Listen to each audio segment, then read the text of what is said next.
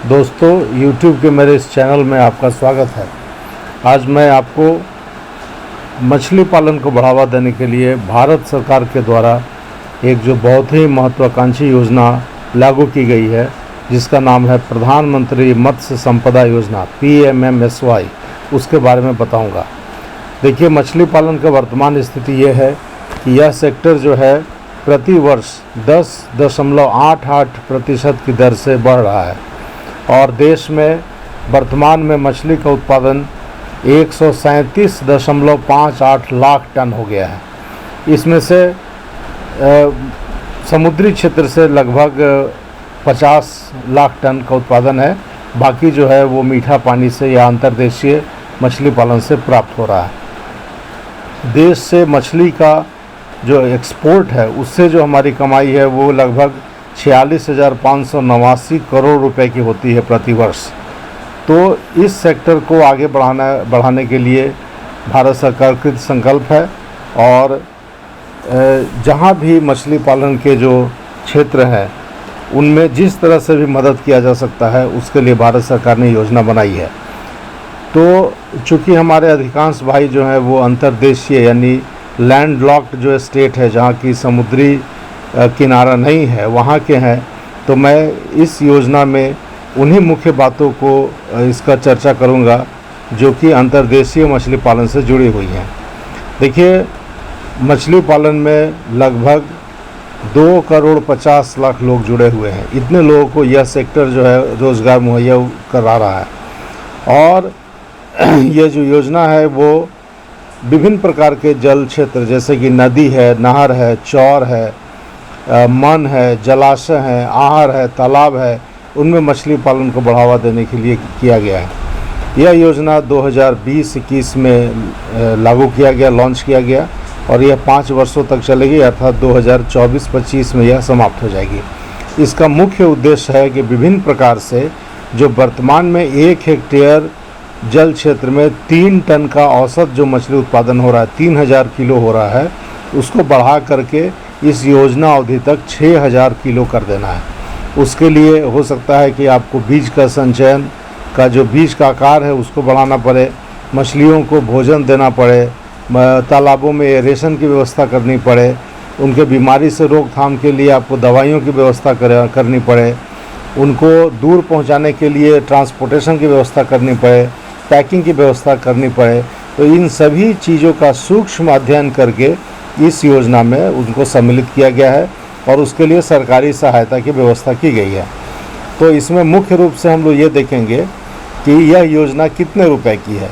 यह योजना जो है वो करीब 20,050 करोड़ रुपए की है। इसमें 3 भाग हैं। एक तो है जो केंद्र सरकार सीधे खर्च करेगी राशि, एक है जिसमें केंद्र सरकार और राज्य सरकार मिलकर करेगी, और एक है जिसमें कि जो लाभान्वित लोग होंगे, जो इसके बेनिफिशियरी होंगे, वो भी लगाएंगे पैसा, राज्य सरकार भी लगाएगी और केंद्र सरकार का भी सहायता मिलेगा। तो यदि इसको देखा जाए तो केंद्रीय सहायता इसमें 9,407 करोड़ का है, राज्यों का जो भागीदारी है वो 4,880 करोड़ का है और जो लाभान्वित लोग हैं उनका जो भागीदारी है वो करीब 5,763 करोड़ का। इस प्रकार यह योजना जो है पूरी योजना 20,050 करोड़ की है। अब ये ध्यान देने वाली बात है कि कौन इन योजनाओं का लाभ ले सकते हैं। तो मैं एक एक करके आपको बता रहा हूँ। इसमें 12 प्रकार के लोग हैं जो कि लोग या संस्थाएं हैं जो भाग ले सकती हैं।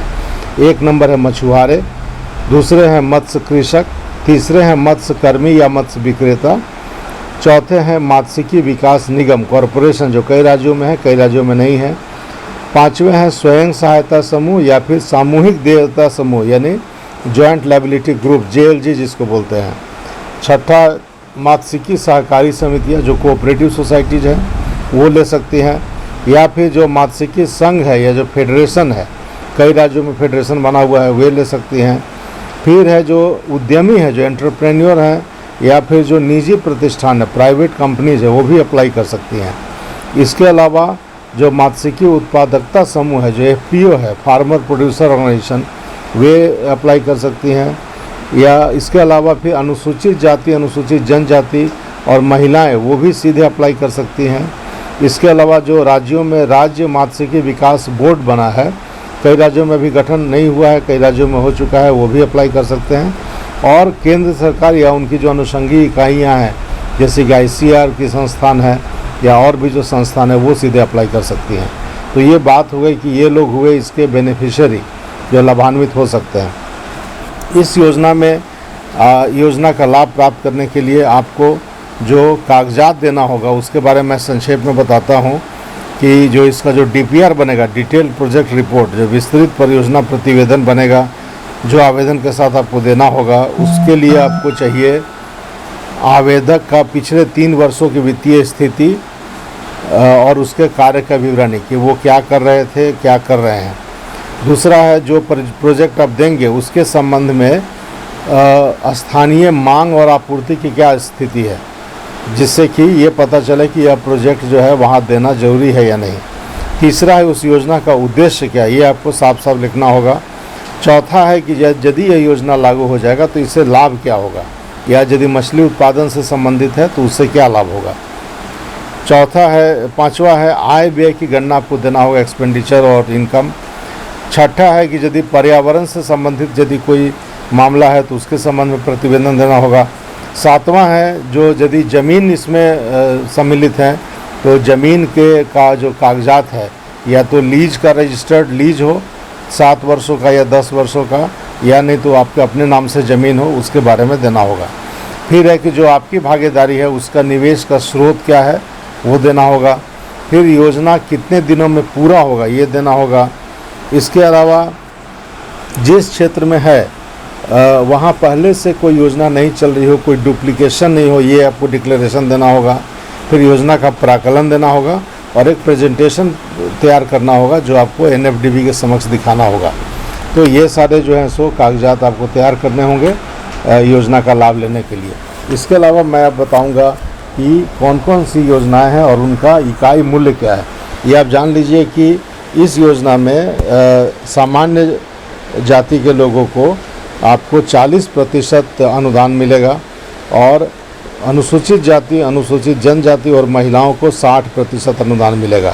तो जो भी इकाई राशि मैं बता रहा हूँ, जो यूनिट कॉस्ट है, उसका आप हिसाब कर लेंगे कि उसका 40 या 60% कितना होगा। तो इसमें जो योजनाएं हैं, बहुत सारी योजनाएं हैं, मैं थोड़ा तेज़ी से बताऊंगा आपको।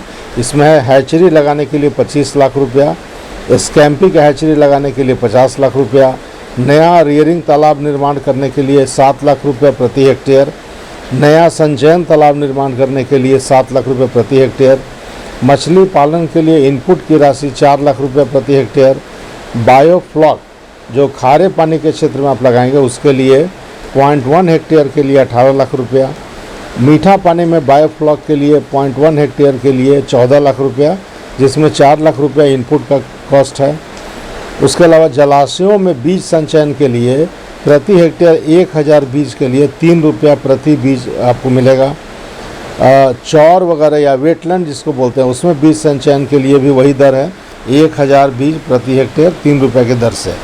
फिर है मछली सह धान की खेती या मछली सह पशुपालन के लिए, उसमें भी 1 लाख रुपये प्रति हेक्टेयर का दर है। रंगीन मछली पालन के लिए 3-4 इसमें दिया है। एक है 3 लाख रुपया का योजना, 8 लाख रुपया, 25 लाख रुपया और 31 लाख रुपया। और रंगीन मछली का यदि आप ब्रूडर बैंक लगाना चाहते हैं तो उसके लिए 100 लाख रुपए की योजना है। मात्स्यिकी के मनोरंजक स्थलों के विकास के लिए 50 लाख की योजना है। रीसर्कुलेटरी एक्वाकल्चर सिस्टम या जिसको रास करते हैं उसके लिए 50 लाख की योजना है, 25 लाख की योजना है, 7.5 लाख की योजना है और 50,000 का भी योजना है। जलाशयों में केज कल्चर के लिए 3 लाख प्रति केज है। जलाशयों में या खुले वाटर बॉडीज़ में पेन कल्चर के लिए 3 लाख रुपया प्रति हेक्टेयर की योजना है। मछली पालन के गोदाम बनाने के लिए 10 से 50 टन कैपेसिटी का उसका इकाई मूल्य है 40 लाख रुपए से लेकर 1.5 करोड़ तक। और कोल्ड स्टोरेज बनाने के लिए या बर्फ फैक्ट्री के लिए 50 लाख की योजना है। रेफ्रिजरेटेड वाहन यदि आपको मछली के परिवहन के लिए चाहिए तो उसके लिए 25 लाख की योजना है। इंसुलेटेड वाहन के लिए 20 लाख की योजना है।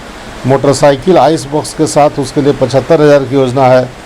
साइकिल और आइस बॉक्स के लिए 10,000 की योजना है। ऑटो रिक्शा के लिए 3 लाख की योजना है।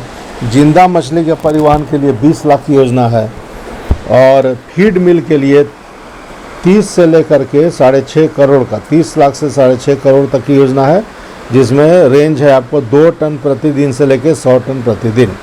इसके अलावा यदि खुदरा दुकान का मार्केट बनाना चाहते हैं तो उसके लिए 100 लाख की योजना है।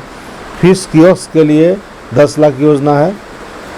इसमें आप रंगीन मछली का भी एक दुकान बना सकते हैं और मछली के मूल्य संवर्धन वैल्यू एडिशन यदि करना चाहते हैं तो इसके लिए 50 लाख की योजना है। इसके अलावा जो आप आवेदन देंगे वो अपने ज़िले में देंगे, वहाँ से जिला स्तरीय समिति से वो पारित होगा, वहाँ से राज्य में जाएगा, राज्य स्तरीय से पारित होगा, फिर वो केंद्र सरकार को चला जाएगा। तो एक बहुत ही महत्वाकांक्षी योजना है। इसके विषय में यदि आपको अन्य जानकारी चाहिए तो आप कृपया कमेंट बॉक्स में लिखेंगे, मैं कोशिश करूँगा आपको बताने का। धन्यवाद।